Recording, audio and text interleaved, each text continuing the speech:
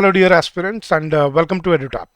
So, guys, this is part 4 your UPSC CSET 2026 series, and in this series, we are covering all the important questions of the previous year passages that are given to the aspirants in the exam.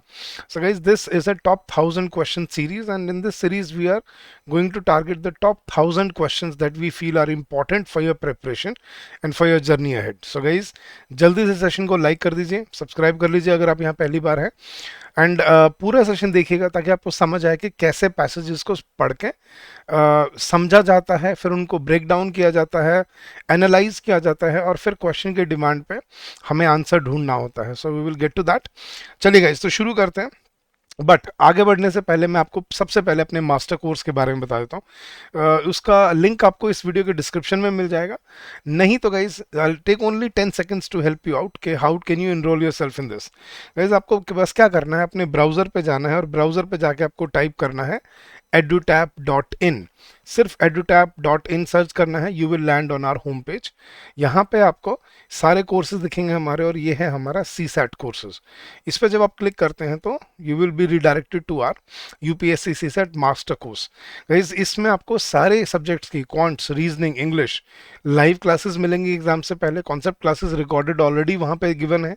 Concept notes हैं हर chapter के साथ, mock test हैं, practice questions हैं, sectional test है, full length test है.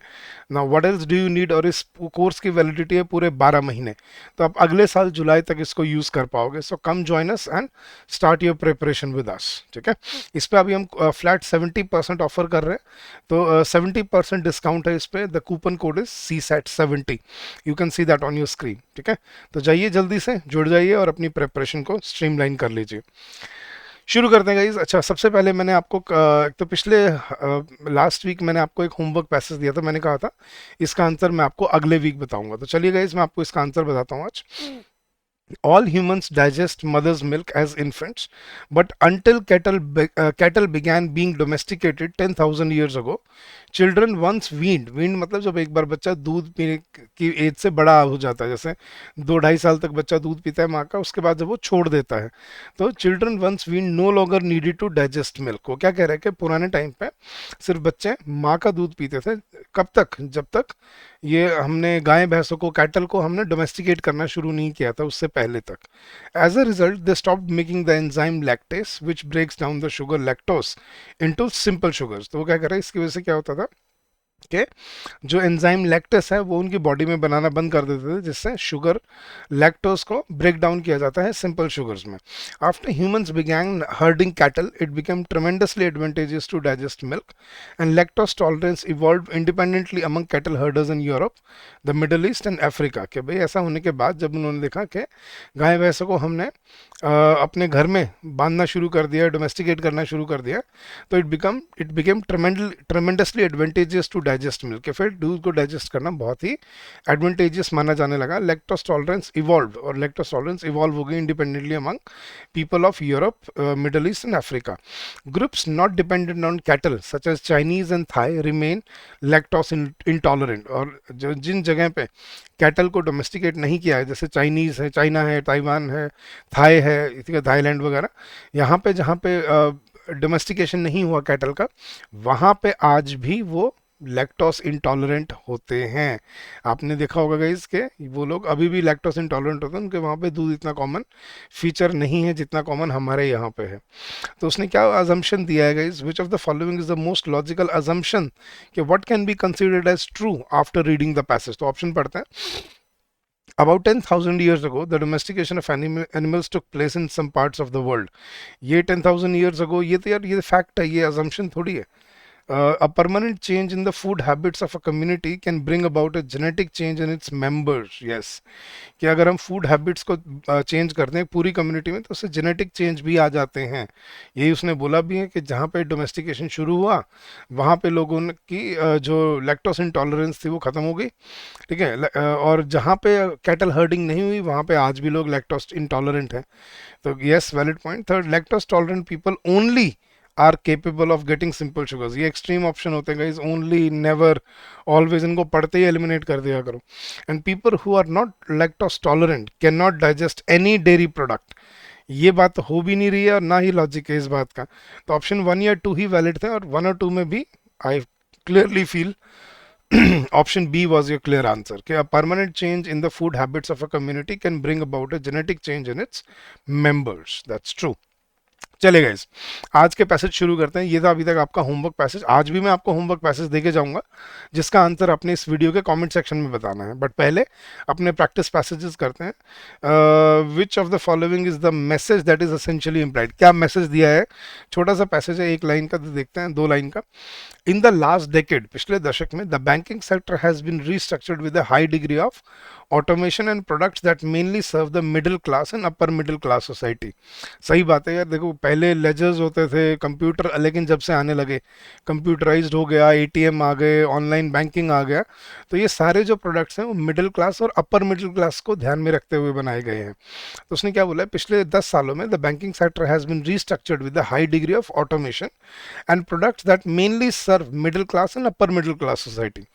Today, there is need for a new agenda for the banking and non-banking financial services that does not exclude the common man. Common man यहाँ पे मतलब गरीब लोगों को बोल रहा है वो, कि आज ज़रूरत है ऐसे एजेंडा की जहाँ पे जो गरीब तबका है, गरीब लोग हैं, उनको ध्यान में रख के बैंकिंग सर्विसेज और बैंकिंग प्रोडक्ट्स क्रिएट किए जाएं, ताकि उसको पीछे ना छोड़ा जाए। तो क्या मैसेज है? Need for more automation and more products of bank, कि ज़्यादा ऑटोमेशन और ज़्यादा बैंक के प्रोडक्ट्स की ज़रूरत है? नहीं, यहाँ पे तो गरीबों की बात हो रही थी। Need for a radical restructuring of our entire public finance system, कि पूरे पब्लिक फाइनेंस सिस्टम को बदल के रख दो? नहीं गई, ये एक्सट्रीम ऑप्शन है, can not be valid. Need to integrate banking and non banking institutions, के बैंकिंग और नॉन बैंकिंग इंस्टीट्यूशंस को इंटीग्रेट करना है, okay. And need to promote financial inclusion, ये है असली पॉइंट।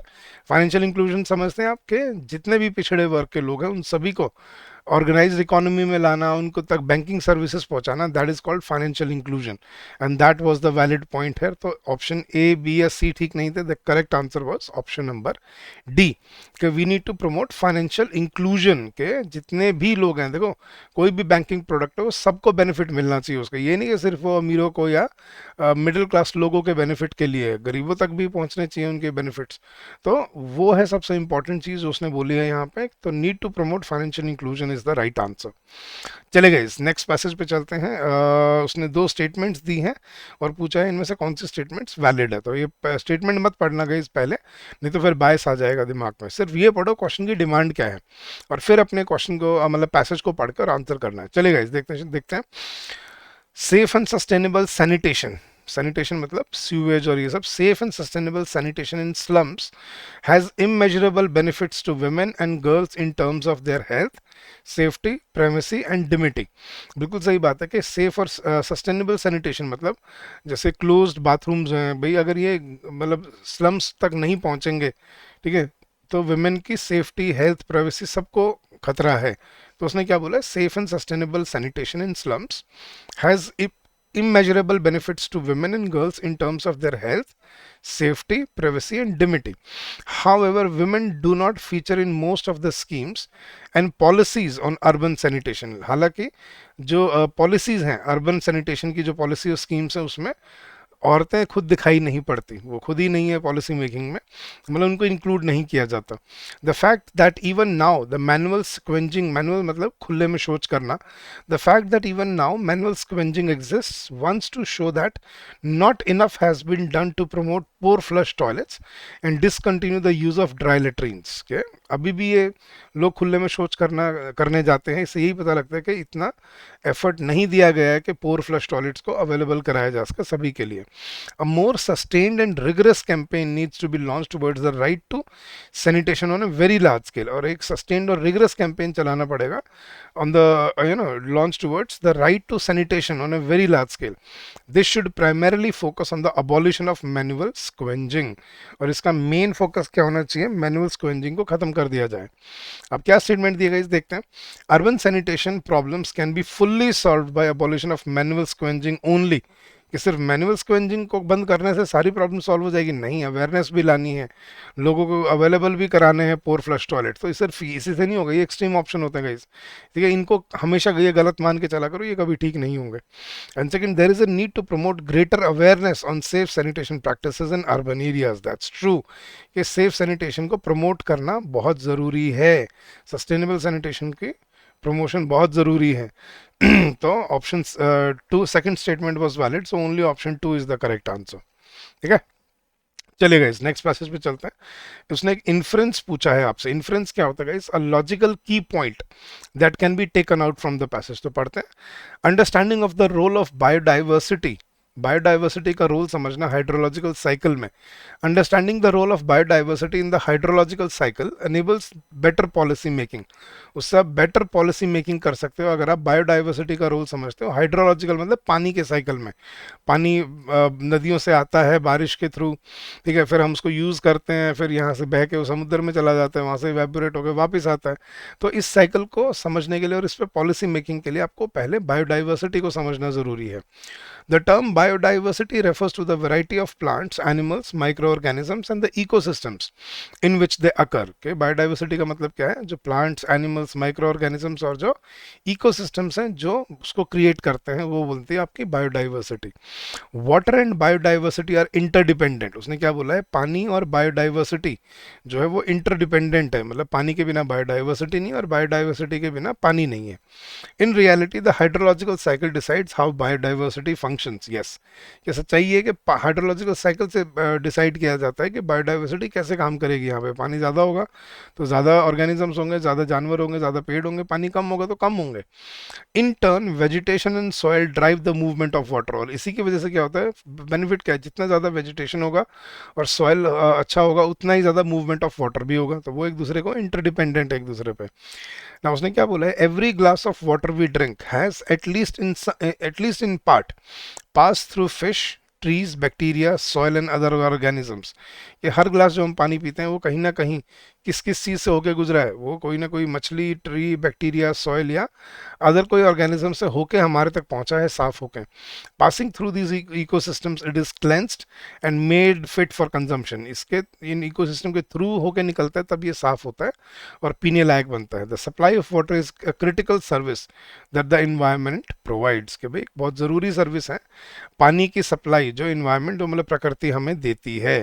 तो वो क्या कह रहे हैं कि बायोडाइवर्सिटी और hydrological cycle are interdependent on each other, और दोनों का एक दूसरे के साथ इंटरेक्शन बहुत ज़्यादा है। तो उसने क्या इन्फ्लुएंस दिया? इस biodiversity sustains the ability of nature to recycle water. Biodiversity sustains the ability of nature to recycle water. कि बायोडाइवर्सिटी के पास वो क्षमता है कि वो पानी को रिसाइकल कर सकती है। Okay, yes. We can not get portable water without the existence of living organisms. के लिविंग ऑर्गेनिजम्स के बिना हमें पीने का पानी मिलेगा ही नहीं। Okay. Third, plants, animals, and microorganisms continuously interact among themselves. Yes. And living organisms could not have come into existence without hydrological cycle. नहीं गई कि हाइड्रोलॉजिकल साइकिल के बिना जानवर ही नहीं बनते, या जानवरों के पानी हमें ऑर्गेनिजम्स के बिना मिलता ही नहीं, ऐसा नहीं है। वो कह रहे हैं उसके थ्रू वो क्लेंस्ड होता है, ठीक है, उसका हमें बेनिफिट है, ठीक है। तो अब बी और डी तो गलत है। Biodiversity sustains the ability of nature to recycle water, या plants, animals and micro organisms continuously interact among themselves, के वो आपस में इंटरेक्ट करते रहते हैं। दैट इज ट्रू, ठीक है। सस्टेनेबिलिटी ऑफ रिसाइकल वाटर, पानी तो और तरह से भी रिसाइकल हो जाता है, लेकिन असली बात क्या थी कि हमें यहाँ पे बायोडाइवर्सिटी का रोल समझना है हाइड्रोलॉजिकल साइकिल में, and vice versa hydrological cycle का हमें रोल समझना है बायोडाइवर्सिटी के अंदर। And they all these water, plants, animals, ये they interact among themselves. So option C was your answer है। थोड़ा सा टेढ़ा था बट समझना पड़ता है कि पॉइंट क्या कहना चाह रहा है ऑथर वहाँ पे। चलेगा, इस नेक्स्ट क्वेश्चन पे चलते हैं। उसने पूछा according to the message malnutrition in children can be reduced.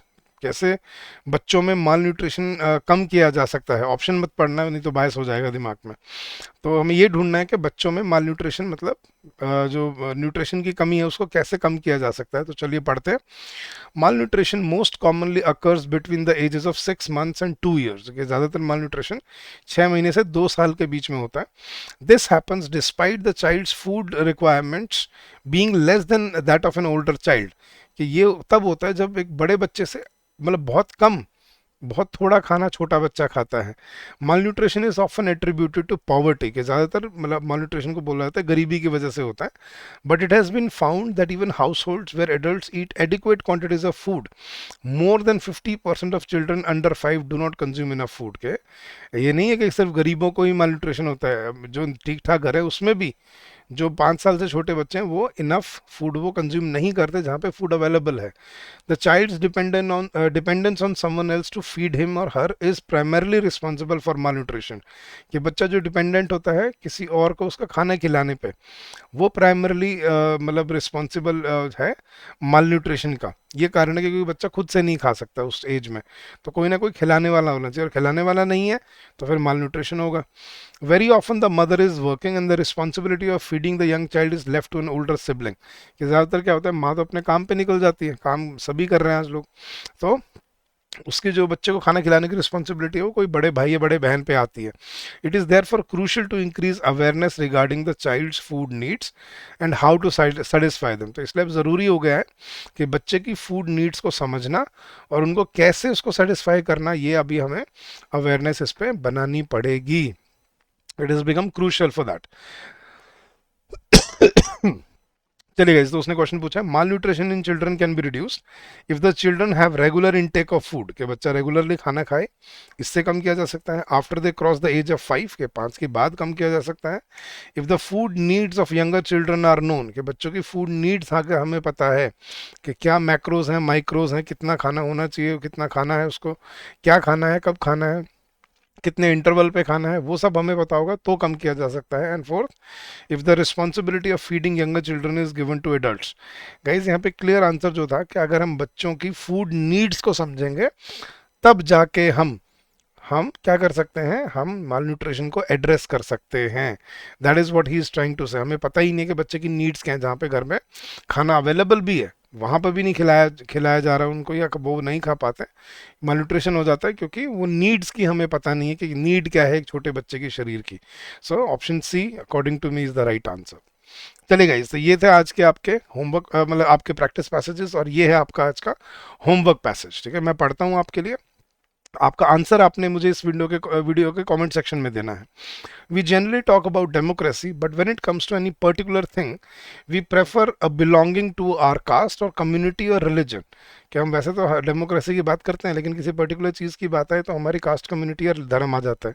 So long as we have this kind of temptation our democracy will remain a phony kind of democracy. जब तक हमारी ये temptation रहेगी, हमारी डेमोक्रेसी झूठी, मतलब धोखेबाज, phone नहीं होता है, झूठी डेमोक्रेसी बन के रह जाएगी। We must be in a position to respect a man as a man and to extend opportunities for development to those who deserve them and not to those who happen to belong to our community और race. This fact of favouritism has been responsible for much discontent and ill will in our country. तो उसने क्या summary क्या है पूरे passage की, which of the following statement sums up the passage. आपने option पढ़ने हैं और बताना है कि कौन सा ऑप्शन बिल्कुल ठीक बैठता है यहाँ पे। चलेगा, इस तो आज के सेशन के लिए इतना ही। आई होप ये प्रैक्टिस पैसेजेस आपको हेल्प करेंगे अपने एग्जाम में, अपनी प्रिपरेशन में। गाइस, अगर आपको कोई डाउट है, कोई क्वेरी है regarding anything at all, you can always call us on this number which is 8146207241, और you can also drop us an email at hello@edutap.co.in। That's our official email ID. वो नीचे लिखा हुआ है, वो शायद बैनर के पीछे आपको दिख नहीं रहा होगा, यहाँ पे नीचे है, तो मैंने यहाँ पे लिख दिया, that's our email ID. You can even drop us an email if you wish to. और गाइस, जाने से पहले फिर से मैं आपको अपने मास्टर कोर्स के बारे में बता देता हूँ, जहाँ पे हमने ऐसे ही, जैसे भी हमने लेक्चर किया ऐसे ही मैंने कॉन्सेप्ट्स को एक्सप्लेन किया हुआ है। तो आप कैसे ज्वाइन कर सकते हो गाइस हमारा कोर्स। आपको बस क्या करना है, अपने ब्राउज़र पे जाना है और सर्च करना है edutap.in। आप जैसे ही edutap.in सर्च करते हैं, आपको सबसे नीचे दिखेंगे यहाँ पे CSAT कोर्सेज, इस पर क्लिक कीजिए, नीचे आएंगे, ये रहे आपका UPSC CSAT master course. इसमें आपको सारी एग्जाम से पहले सारे सब्जेक्ट की लाइव क्लासेस मिलेंगी। कॉन्सेप्ट क्लासेस हमने ऑलरेडी रिकॉर्ड करके दे रखी हैं, कॉन्सेप्ट नोट्स हैं, मॉक टेस्ट गिवन है आपको, और इस पे अभी हम फ्लैट 70% ऑफर कर रहे हैं। तो the coupon code is CSAT 70। So come join us, start your preparation and streamline your journey with us. So आज के सेशन के लिए इतना ही guys. I hope this will help you in your preparation and in your journey ahead. So keep on working hard, keep on giving your best, and I'm sure you will come out with flying colors. So thank you once again, and happy learning to all of you.